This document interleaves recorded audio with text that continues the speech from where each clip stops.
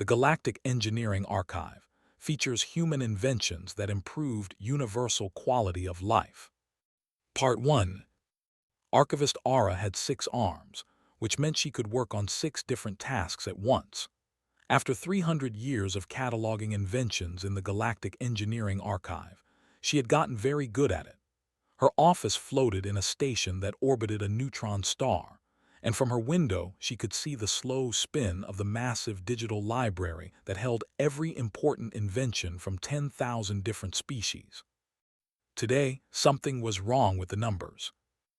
Ara's primary arms typed rapidly while her secondary arms sorted through holographic displays. Her tertiary arms held a cup of hot methane tea, which was getting cold. She didn't notice. The statistical report floating in front of her face made no sense at all. "Elle," she called out, "come look at this." Her assistant flowed into the room. Elle was a Pelagian, which meant he looked like a dolphin made of water with glowing eyes.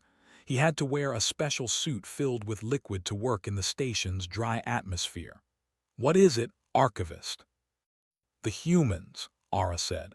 She pointed at the display with 3 of her arms. "They've been part of galactic society for barely 200 years. Do you know what percentage of universal adoption inventions they've contributed in that time?" Elle's suit bubbled as he laughed. "Universal adoption, maybe 1%. They're very new." 23%. The bubbling stopped. "That's impossible. The report must be broken." "That's what I thought." Ara pulled up another screen. "So I checked the raw data. It's accurate. In the last 200 years, humanity has contributed more inventions that were adopted by multiple species than any other civilization in the same time period. More than who have been space-faring for 10,000 years. More than the collective mind of who have 1,000,000 researchers working simultaneously." Elle floated closer to the display. His eyes brightened with curiosity. "What kind of inventions?" Ara opened the first file. A simple wireframe image appeared, showing a piece of bent metal wire formed into a rectangular shape with 2 triangular loops. "This is called a binder clip. Humans use it to hold papers together." "That's it," Elle's voice carried clear disappointment. "That's their great invention. 8,472 species have adopted it," Ara said quietly. "They use it in surgery to hold incisions open. They use it to assemble spacecraft components in zero gravity. They use it to hold papers together actually. But the point is that it works for everyone." She pulled up another file. "The wheelchair ramp, a sloped surface that allows wheeled mobility devices to move between different heights. Humans created it for their disabled population." "We have anti-gravity," Elle said. "Why would anyone need a ramp?" 4,108 species have built them into their infrastructure. Do you know why?" Ara didn't wait for an answer. "Because anti-gravity fails. Because not every species can use it. Because sometimes simple solutions are better than complex ones. The concept of accessibility, designing spaces that work for people with different needs, has changed architecture across half the galaxy." Elle was quiet for a moment. His suit's liquid swirled as he thought, "Show me more." Ara spent the next hour pulling up file after file. The zip tie, a simple plastic strap that could fasten almost anything together, now used in 6,500 species medical, construction, and emergency protocols. The checklist, a written list of steps to follow, which had reduced industrial accidents across the galaxy by 67%. The fire extinguisher, the smoke detector, the emergency exit sign. "They're all so simple," Elle said. "These aren't revolutionary technologies, these are just practical solutions." "Exactly." Ara leaned back in her chair, which adjusted to support all 6 of her arms. "I've been cataloging inventions for 3 centuries. Do you know what most species do? They solve problems for themselves. They create specialized solutions that work for their biology, their culture, their specific needs. The invented plasma welding that only works in methane atmospheres. The invented telepathic navigation that only works if you have telepathy." She gestured at the human inventions floating around them. But humans seem to solve problems in ways that work for everyone. I don't understand how or why. That's what we need to investigate. Elle's eyes dimmed with thought. Should we request an audience with the human delegation? Already done, Ara said. They've invited us to their embassy. We leave tomorrow. That night, Ara couldn't sleep. She kept thinking about the patterns she'd seen in the data. She pulled up her personal terminal and started looking at the individual stories behind the inventions. The binder clip was invented in 1915 by a human named Samuel Fay. It was designed to hold tickets and receipts together on public transportation. The inventor probably never imagined that 2,000 years later, a silicon-based species on the other side of the galaxy would use the same basic design to hold crystalline data sheets together. The wheelchair ramp appeared in the 1940s, but didn't become common until the 1990s, when humans with disabilities fought for legal rights to access public spaces. It took them decades to convince their own society that people with different needs deserved equal access. Now that same concept had spread to thousands of worlds. Ara found something else interesting. Many human inventions had been rejected at first. The checklist was invented by a human doctor in 2001, and many human surgeons initially refused to use it. They thought it was insulting to their intelligence. It took years of evidence proving that checklists saved lives before the practice became standard. When the checklist was first presented to the Galactic Medical Assembly, the response had been similar. The hive mind, who could share thoughts instantaneously among thousands of individuals, declared that they were above such primitive tools. They had perfect memory and perfect coordination. They didn't need a simple list to tell them what to do. But accidents kept happening. After a particularly devastating incident where 12 died in a surgery because one step was skipped during a crisis, the reluctantly tried using checklists. Their surgical error rate dropped by 40% in the first year. Ara found the report filed by the medical administrator. It was brief and formal, but one line stood out. We assumed that complex problems required complex solutions. The humans taught us that sometimes the opposite is true. She kept reading late into the night. The archive's AI system flagged several concerning patterns in the data. Multiple human inventions had been rejected or mocked by the galactic community before eventually becoming indispensable. The pattern repeated over and over. Humans would submit something simple, other species would dismiss it as primitive, and then years later those same species would be using it everywhere. There was something else too. The AI had flagged one particular human invention that had been actively suppressed by the Galactic Council. The file was marked as restricted, sealed 50 years ago by order of High Arbiter. Whatever it was, the Council had deemed it too dangerous for general release. But according to the AI's notes, that same suppressed invention had recently been used in the Outer Rim during some kind of crisis. The details were classified, but the outcome wasn't. 12 billion lives saved. Ara made a note to investigate this during their visit to the human embassy. If there was one invention that the Council feared enough to suppress, it might be the key to understanding what made human engineering so different. She finished her tea, which had gone completely cold hours ago, and tried to sleep. Tomorrow she would get answers. Tomorrow she would learn what made humanity's simple solutions so powerful. Outside her window, the Galactic Engineering Archive continued its slow rotation around the neutron star, holding the collected knowledge of 10,000 civilizations.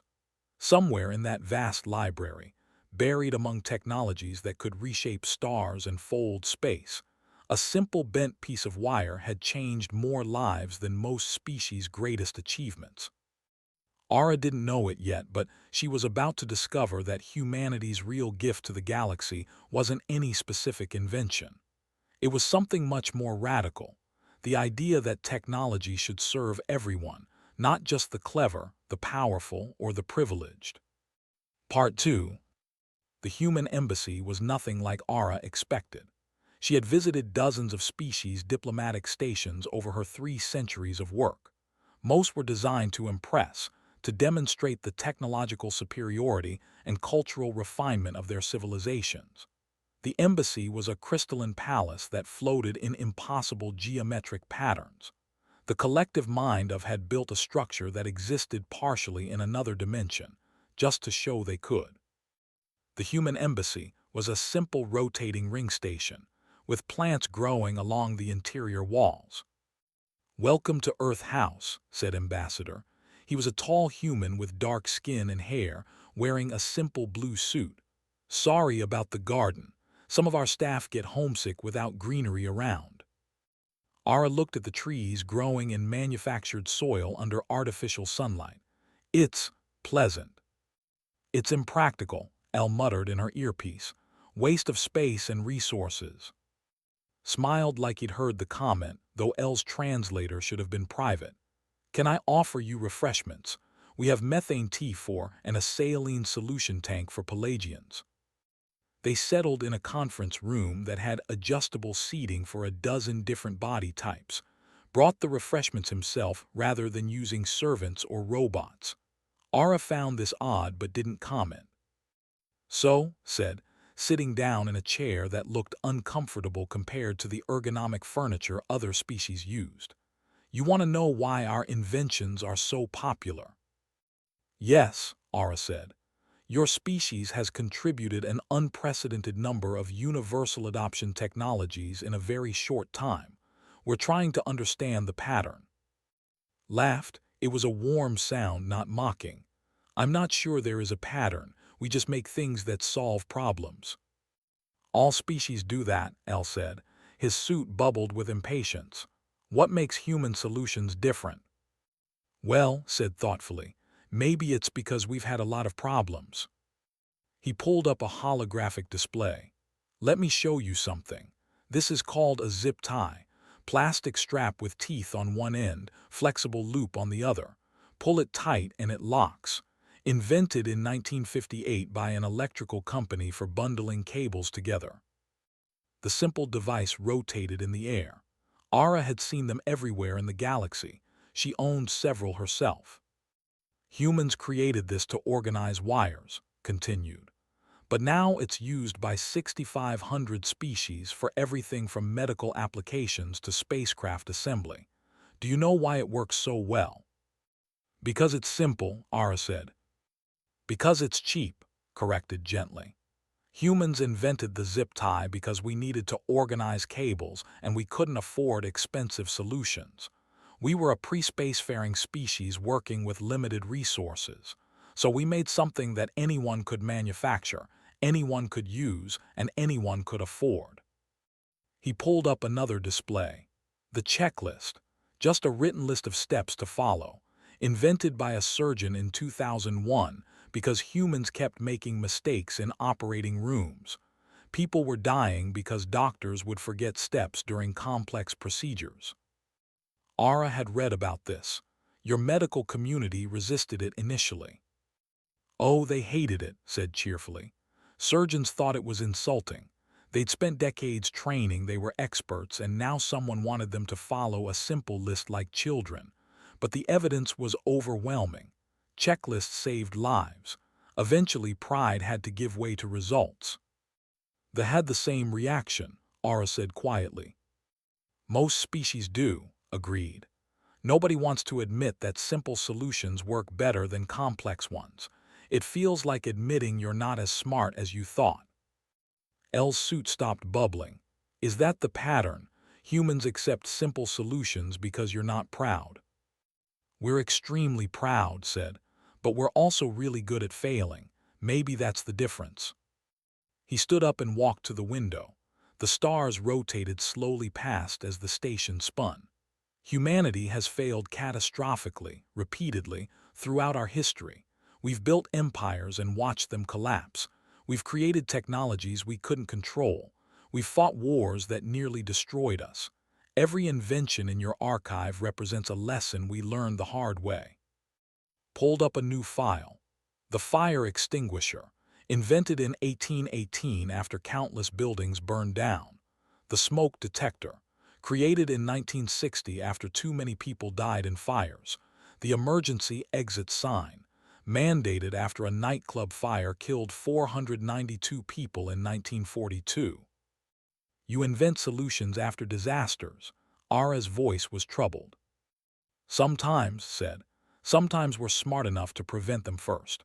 But often, yes, we create safety measures written in our own blood. He turned back to face them. The wheelchair ramp exists because people with disabilities fought for decades to be treated as equals. The checklist exists because doctors were humble enough to admit they needed help. The zip tie exists because we were too poor to buy expensive solutions. He sat back down. Our inventions work for everyone because we designed them to work for the weakest, and the most vulnerable among us. When you design for the margins, you end up helping everyone. Ara thought about her own species' contributions to the archive. They had invented plasma welding, gravitational manipulation, and quantum communication. All brilliant technologies, all requiring specialized equipment, extensive training, and resources that only wealthy, advanced civilizations could afford. We didn't invent from superiority, continued. We invented from desperation, and desperation has a way of cutting through unnecessary complexity. Ambassador, Ara said slowly, I found something in the archive, a human invention that was suppressed by the Galactic Council 50 years ago. It was classified as too dangerous for general release. His expression changed. The warmth didn't leave his face, but something harder entered his eyes. The right to repair. You know about it. Of course. Dr. Sarah presented it to the council in 2175. They buried it the same day. His jaw tightened. That might be the most important thing we ever contributed, and they locked it away. What is it? Elle asked. It's not a device, said. It's a framework, a legal and philosophical concept. The right to repair means that if you own a technology, you have the right to understand it, fix it, and modify it. You have the right to access repair information, to use independent repair services, and to not be locked into proprietary systems that only the manufacturer can service. Ara's translator struggled with some of the terms. I don't understand. Why would the council suppress this? Because it threatened the established order, said quietly. Half the species in this galaxy maintain power by controlling technology. They sell devices to client species but keep the repair knowledge proprietary. They create planned obsolescence so things break and have to be replaced. They build empires on technological dependency. He stood again, packing now. Doctor argued that this was fundamentally wrong. She said that technology should empower people, not control them. That knowledge should be shared, not hoarded. The council disagreed. But the AI flagged something, Ara said. The framework was used recently in the Outer Rim. It saved 12 billion lives. Stopped packing. I can't talk about that officially. It's still classified, but I can tell you where you might find more information if you looked. He sent coordinates to Ara's device. There's a human relief captain named Jennifer working in Sector 47. If you want to understand what the right to repair actually means in practice, talk to her. See what she's done. Will she speak with us? Ara asked. Probably, said, though you might want to hurry. The Galactic Council issued a warrant for her arrest 2 weeks ago. Something about violating patent law and unauthorized technological distribution. He smiled, but it wasn't warm anymore. It was fierce. She'll probably be very happy to tell you exactly what she did and why. Ara and Elle left the embassy with more questions than answers. As their shuttle pulled away, Ara looked back at the simple rotating ring with its impractical gardens. He's protecting her, Elle said. Captain, that's why he told us where to find her. He wants us to document what happened before the council silences her. I know, Ara said. She was already plotting a course to Sector 47, which means whatever she did was significant enough to threaten people in power. Should we report this to the council first? Elle asked nervously. Ara thought about 300 years of cataloging inventions. She thought about species that created brilliant technologies that only they could use, maintaining control through complexity. She thought about a simple bent wire that had helped 8,000 species because anyone could understand it and anyone could make it. No, she said, first we find out what happened, then we decide who needs to know. As they jumped to faster-than-light travel, heading toward the outer rim, Ara pulled up Dr. Sarah's original presentation about the right to repair. The council had suppressed it, but the archive kept everything. She began to read, and with each page, she understood more clearly why powerful people had been so frightened. The document didn't describe a technology, it described a revolution. Part 3. Sector 47 looked like the end of the galaxy. 40 star systems scattered across a vast emptiness, connected by ancient jump gates that barely worked. Ara's shuttle emerged from faster-than-light travel into a scene of controlled chaos. Dozens of ships filled the space around a battered orbital station. Most were cargo vessels, but Ara recognized medical transports, construction rigs, and what looked like converted warships now hauling supplies. All of them bore the same hastily painted symbol, a wrench crossed with a circuit diagram. That's the right to repair logo, Elle said quietly. They're not even hiding it. A communication channel opened automatically. Incoming shuttle, this is coordination. State your business. Archivist Ara of the Galactic Engineering Archive, requesting to speak with Captain Jennifer. There was a pause, then a different voice came through, younger and more tired. Archive, like the official archive, the one that works for the council. We work for history, Ara said carefully, not politicians. Another pause, dock at Bay 7, someone will meet you. The station's interior was even more chaotic than the exterior. Every corridor was filled with people from dozens of species, most wearing improvised work clothes and carrying tools. Ara saw teaching a group of how to rewire a power junction.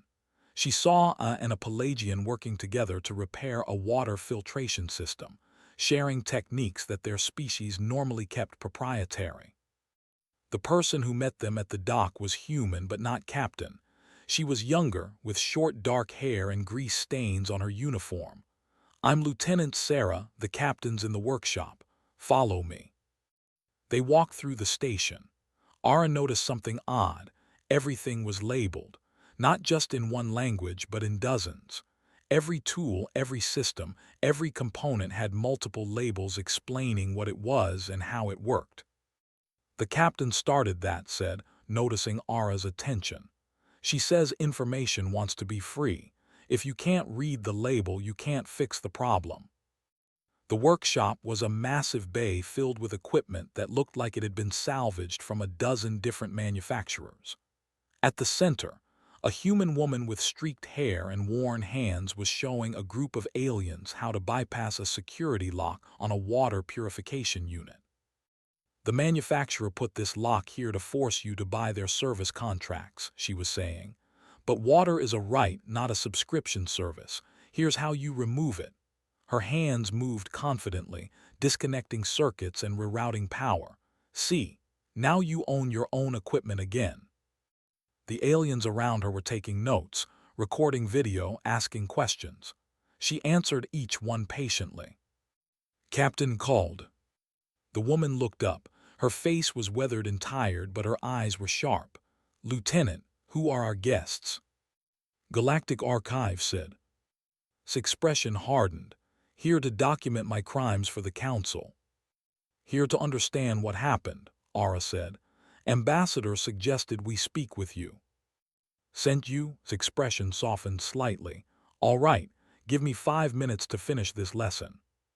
She turned back to the aliens. Remember, every technology you own should be yours to understand and fix. Don't let anyone tell you that you're not smart enough or not authorized. Those are just words powerful people use to keep power.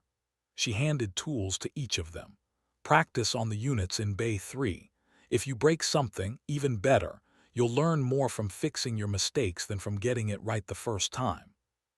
The group dispersed, chattering excitedly in multiple languages, washed her hands in a chemical bath, and gestured for Ara and Elle to follow her to a small office.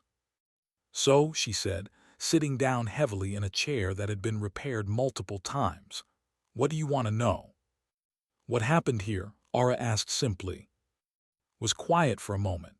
Then she pulled up a holographic display showing Sector 47. 6 months ago, the you-know-them major technology manufacturers, they had a cascade failure in their systems.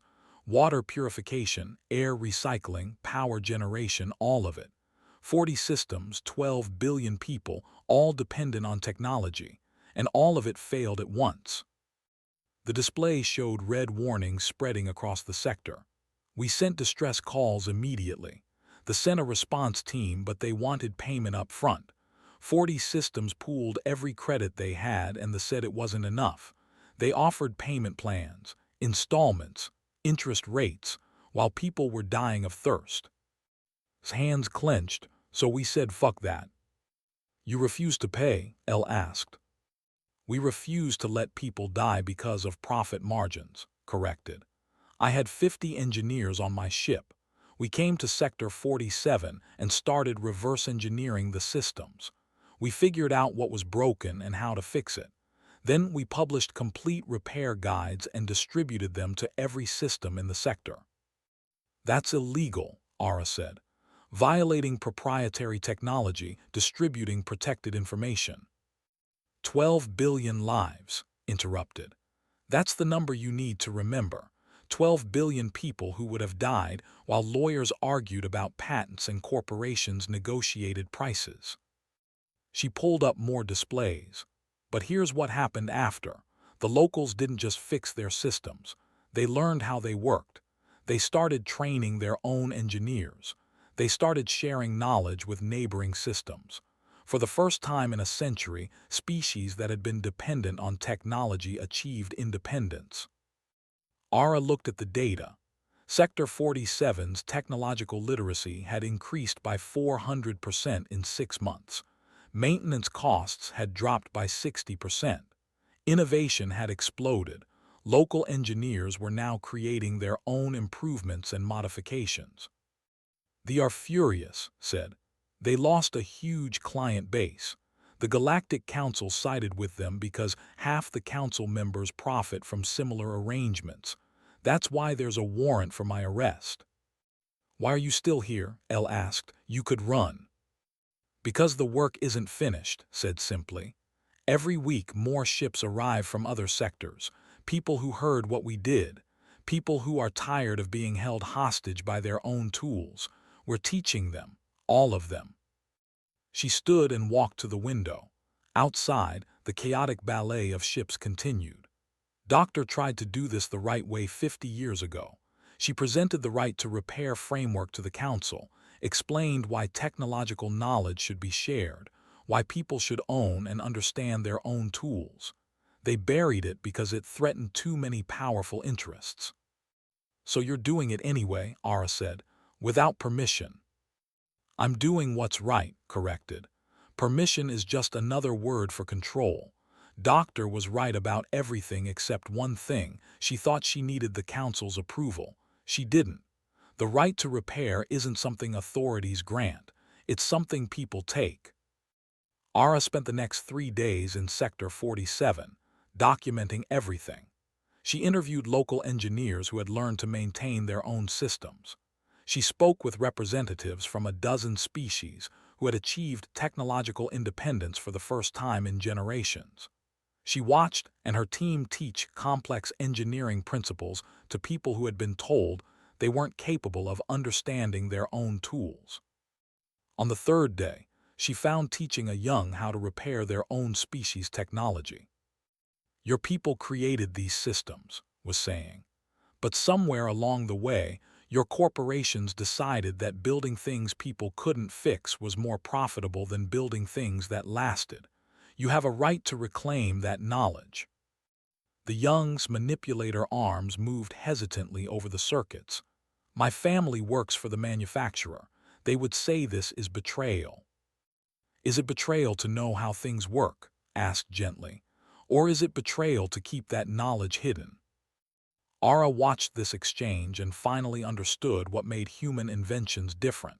It wasn't the simplicity or the practicality. It was the generosity. Humans created solutions and then gave them away. They shared knowledge freely, even when keeping it secret would have been more profitable.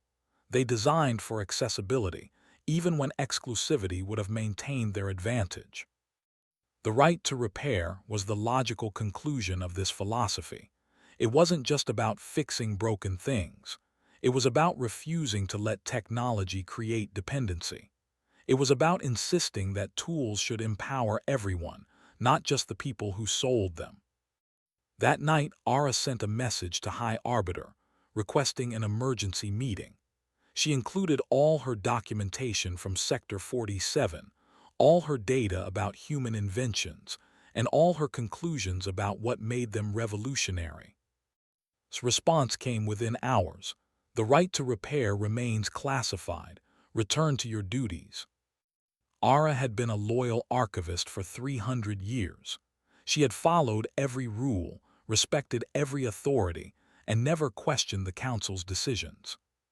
She thought about 8,000 species using a simple bent wire. She thought about checklists saving lives across the galaxy. She thought about 12 billion people who would have died while bureaucrats protected corporate profits. She opened a new file in the Galactic Engineering Archive. Public access, unrestricted distribution. Title: The Right to Repair, a Framework for Technological Democracy. Author: Dr. Sarah, Human Engineering Delegation. Status: Previously suppressed by Council Order. Now unsealed by Archivist Ara under Emergency Override Protocol 7, which grants archivists authority to release information critical to galactic welfare. She uploaded everything: Doctor's original presentation, Captain's field reports, documentation of Sector 47 success, repair guides, teaching methodologies, the complete philosophy of why people should own and understand their own tools. Then she sent a message to every engineering school, every technical institute, and every maker collective in the known galaxy. Knowledge wants to be free. Here's how to fix your own equipment. Here's how to teach others. Share widely. Elle found her an hour later, staring at the distribution metrics as the files spread across the galaxy faster than the Council could possibly suppress them. They'll remove you as archivist, Elle said quietly. Probably, Ara agreed. They might charge you with crimes. Likely. Was it worth it? Ara thought about that. Then she pulled up the latest data from Sector 47. The young she'd watched learning to repair technology had just posted a guide teaching others of their species how to maintain their own systems. It had been downloaded 40,000 times in an hour. Yes, she said, yes it was. 3 months later, the Galactic Council held an emergency session.